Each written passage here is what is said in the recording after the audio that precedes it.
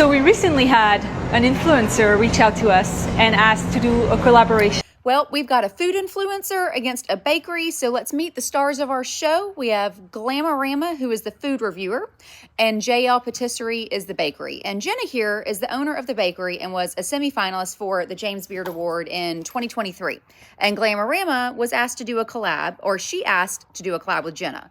Let her know they would not be able to do it because of budget. And Glamorama came back saying basically, look, if you just provide the free food and tip for the server, I'll post what I like. But if she doesn't like it, then she won't post. Well, they never agreed to anything. So the next day she comes in anyway. And they recognize her. So let's see the now deleted videos of that review and what was in response to Jenna's calling her.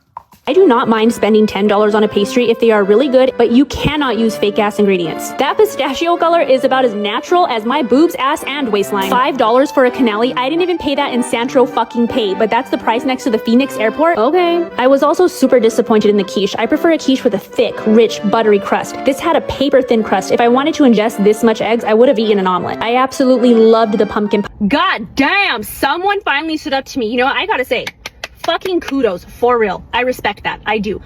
What I don't respect are the lies. So here are the receipts. You want the truth? You can't handle the truth.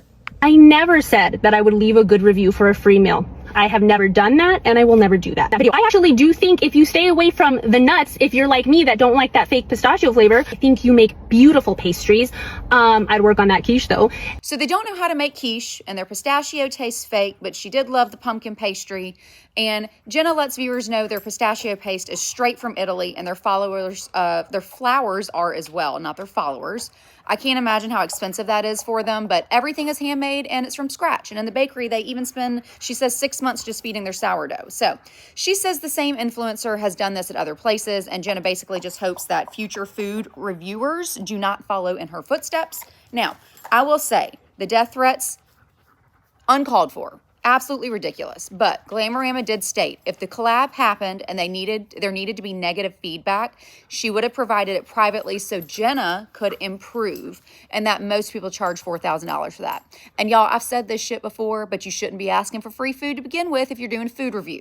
You go to the restaurant without them knowing and you pay for the food and tip. Do you really think that Keith Lee is asking to be comped? No, he's not. Where is the ball gherkin? Every food review I've ever done here, those restaurants would all tell you, I told them no to a comped meal, even when they offered. Lastly, Glamorama has removed all of her videos. She posted this apology. Sounds like she learned, but do with it what you want. We'll get one final throw in for Gherkin. Okay, bye.